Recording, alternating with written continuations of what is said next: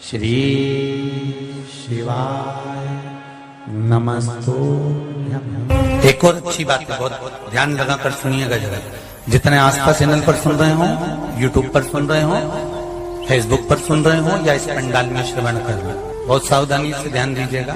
कभी श्रावण महीने में अगर आप शंकर जी के मंदिर में जाएं और शिव मंदिर किसी वृक्ष के नीचे हो, बट वृक्ष के नीचे हो, चाहे पीपल के वृक्ष के नीचे हो, चाहे वो आंवले के वृक्ष के नीचे हो, चाहे वो बेलपत्री के वृक्ष के नीचे हो, चाहे वो शमी के वृक्ष के नीचे हो, चाहे जिस वृक्ष, कोई भी वृक्ष के नीचे अगर कोई शिवालय है, शंकर जी का कोई मंदिर या शंकर जी का कोई शिवलिंग रखा हुआ, तो एक दुर्वा किसी भी श्रावण महीने में तुम जब भी किसी शिवालय में जाएं, जिस वृक्ष के नीचे शिवलिंग हो, उस शिवलिंग पर ये शिवलिंग रखा हुआ है, ये जलाधारी है। जलाधारी पर जहां शिवलिंग रखा हुआ है वहां कटी भाग माता पार्वती जी का हस्तकमल, उसके ऊपर रखा हुआ है शिवलिंग, सामने अशोक सुंदरी और भगवान शंकर के दोनों पुत्र गणेश कार्तिके, ऊपर से जल गिरता है जया विषहारा शामलीवारी दौतली देव,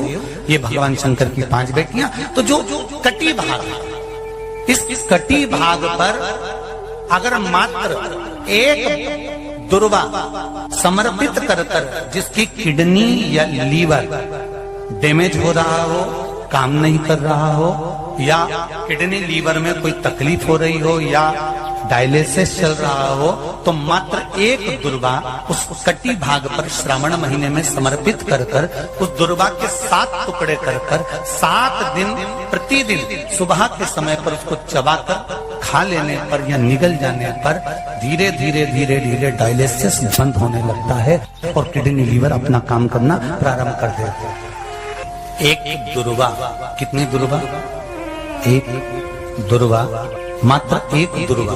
शंकर भगवान पर चढ़े हुए जल जब नीचे की ओर आता है, जिस जगह पर जल गिरता है उस जगह पर मात्र एक दुर्वा अपनी कामना कर इस शरीर के सुख के लिए शंकर भगवान के जल गिरने वाले स्थान के पास में अवधूतेश्वर महादेव के नाम से रख दी जाती है, तो जिंदगी में कभी बड़ी बीमारी नहीं आती। उसी तरह इससे रोग को समाप्त करने के लिए दुर्वा का प्रयोग किया गया। आप लोगों ने पूर्व में जो शिव महापुराण की कथा कुबेरेश बाबा की धरा से करी थी, वो आप लोगों को ध्यान में होगा। दुर्वा कैसे उत्पन्न हुई थी, दुर्वा का महत्व क्या है, कितनी दुर्वा चढ़ाना चाहिए, कैसी दुर्वा चढ़ाना चाहिए, दुर्वा की उत्पत्ति कहाँ से हुई है, दुर्वा तोड़ने के बाद पानी में डालने के बाद फिर हरी हो जाती है, इसका क्या कारण है,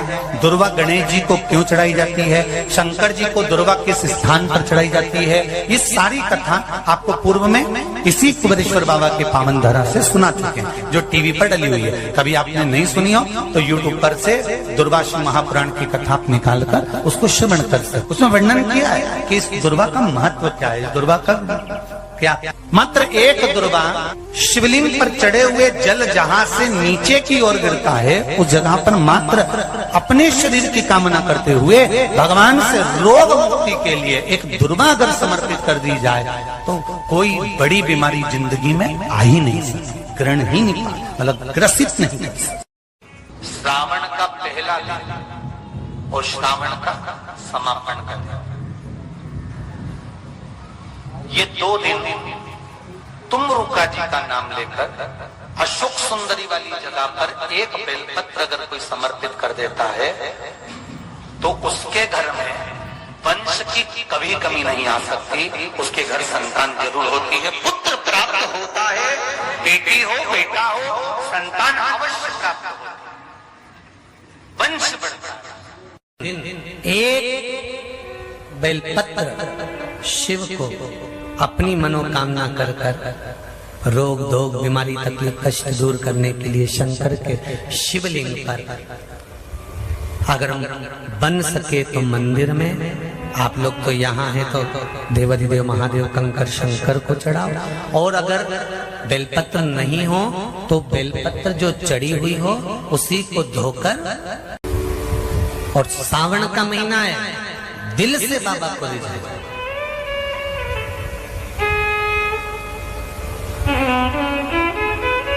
हम धर्म करने के चक्कर में, परमात्मा के भजन के चक्कर में किसी का अपमान ना करें। इसका जो माताएं श्रावण के सोमवार का व्रत करती हैं वो पशुपति व्रत मत करना। जो श्रावण के सोमवार का व्रत नहीं करती हैं वो पशुपति व्रत कर सकती हैं, उनको पशुपति व्रत करने का मना नहीं। पर यदि श्रावण का व्रत आप पहले से करते आ रहे हो, श्रावण महीने का व्रत करते आ रहे हो, या श्रावण के महीने में तुम सोमवार करते आ रहे हो, तो फिर पशुपति व्रत ना करते हुए इसको 1 महीना, भले 2 हुए हो, 3 हुए हो, 4 हुए हो, रोक दो। फिर अगला जब श्रावण पूर्ण हो जाए फिर जो सोमवार आए फिर चालू कर दो। पर अगर श्रावण का व्रत करते हो तो, और अगर श्रावण का व्रत नहीं करते हो तो पशुपति व्रत चालू है, मना नहीं। श्रावण के महीने में जल चढ़ाने के पात्र 2 कर लो। कितने पात्र कर लो? जम के बोलो जरा। 2 पात्र कर लो, भले 2 हाथ में लेकर मत जाओ, एक के ऊपर एक कलश लेकर जाओ। उसका कारण क्या है? शंकर भगवान ने मां पार्वती के सम्मुख में गंगा का आवाहन करा था। तो गंगा जी ने आकर पूछा था, स्वामी जब पार्वती आपके नजदीक में विराजमान है तो मुझे बुलाने का कारण क्या है? भगवान शंकर कहते हैं, श्रावण का महीना प्रारंभ हो रहा है, जब मेरे ऊपर सृष्टि का भार आएगा तो मुझे गंगा और पार्वती दोनों की जरूरत पड़ेगी। जब घर में विवाह आता है, शादी आती है, कोई फंक्शन आता है, कोई मेहमान आते हैं, तो थोड़ी ड्यूटी बढ़ जाती है। रोज 8 बजे उठते हो, पर शादी रहती है तो कितनी बजे उठना पड़ता है? सुबह 6 बजे, 7। यहाँ पर भी आप रोज अपने घर पर उठते होगे 8 बजे तक, 7 बजे तक, पर यहाँ तो तुम जब सो रहे होगे तो सवेरे कब हो जाती है और रात कब हो जाती है तुम्हें नहीं मालूम पड़ता होगा कि कब रात हो गई कब सुबह हो गई। लोग ढोलक पीते पीते पीते पीते 11, 12, 1 और तुम्हारी लग गई झपकी और बज गई 3:30, सब लग गए लाइन में नहाने और तुम भी भागी जल्दी से नहाने। पर एक बात कहूंगा, दिल लेकर आए हो, मेरा महादेव भी तुमको दिल से लुटाएगा, ये पक्का है। दिल लेकर आए हो। कल हम जब आप लोगों से मिलने, हमारा नियम है जो हम जहाँ भी कथा भी करते हैं, चाहे रायसेन करी हो, चाहे सागर करी हो, चाहे जहाँ कथा करते हैं वहाँ रात में जो लोग रुकते हैं उनसे प्रयास रहता है कि थोड़ा मिले। एक नियम बना रखा, भले वो लाख लोग हों, 25,000 हो, 50, और जितने टेंट लगते हैं सब में मिलने का मन करता है। आपसे कल भी मिलने आए थे और कई लोगों की आंख में आंसू भी थे, कई लोगों के हृदय भी नम थे कि हम अब कल चले जाएंगे। पर दुख मत करना,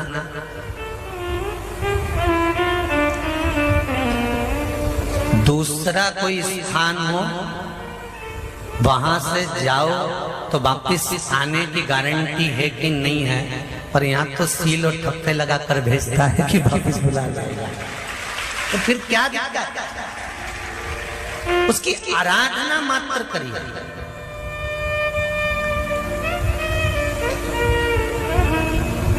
खूब को संतान नहीं हो रही हो, बहुत प्रयास कर लिया हो, पुत्रदा एकादशी पूरे साल में 2 बार आती है।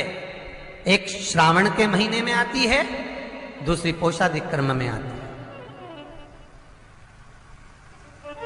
श्रावण के महीने की जो पुत्रदा एकादशी होती है, ये संतान की वृद्धि करने वाली होती है। शंकर जी के मंदिर में जाकर, भगवान शिव के मंदिर में पूजन करके घी का 1 कटोरी में घी और 1 कटोरी में खीर शंकर के सामने रख देते हैं। भगवान शंकर के मंदिर पर चौखट पर घी का दिया लगा देते हैं। शंकर जी की चढ़ी हुई 1 बेलपत्र साथ में रखें और 1 बेलपत्र को उठाकर शंकर जी के मंदिर की चौखट पे ही बैठकर चबा चबा कर खा लेते हैं। जो 1 बेलपत्र लेकर आए हैं वो अपने पति को खिला देते हैं। कहते हैं पुत्रदा एकादशी के दिन ये कर लेने पर संतान की प्राप्ति हो जाती है, पुत्र की प्राप्ति हो जाती है। पंचमी, चाहे वो शुक्ल पक्ष की हो चाहे वो कृष्ण पक्ष की, श्रावण महीने की पंचमी के दिन शंकर भगवान पर जिस परिवार के व्यक्ति का कांवड़ जल हमने बताया है आपको, जरूरी नहीं है कि डंडा बांधकर 2 कावड़ के जल के लोटे लेकर जाओ, आप अपने हाथ में भी 2 पात्र लेकर जा सकते हैं।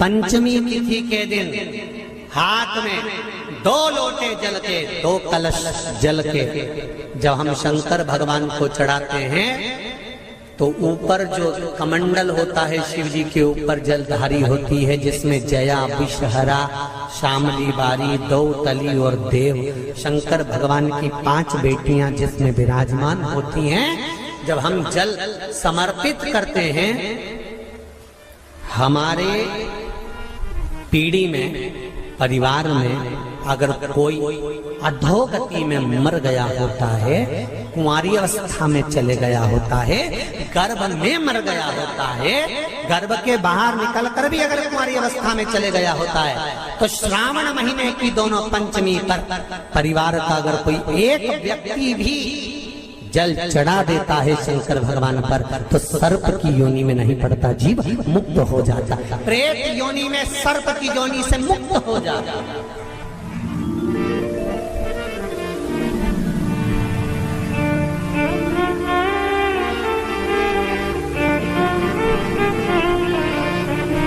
महाराज, हमारे यहाँ सांपों की पूजन कौन से दिन होती है, कौन सी तिथि में करते हैं? जम के बोलो जरा। नाग पंचमी। नाग पंचमी का मतलब क्या है? सांपों की पूजन करो। नाग पंचमी का मतलब होता है शंकर जी के मंदिर में जाकर 1 लोटा जल समर्पित कर दो। उसका कारण क्या है कि हमारे परिवार में, हमारे कुटुंब में कोई 7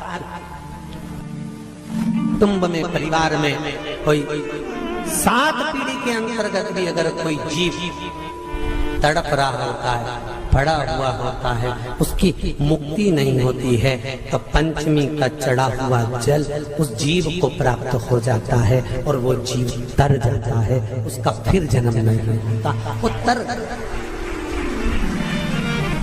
इसको मुक्तता कहता है,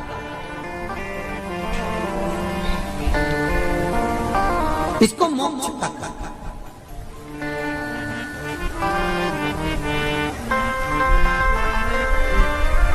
ये मुक्ति, ये मोक्ष, इसी को कहेंगे कि ये मुक्ति। श्री शिवाय नमस्तुभ्यं।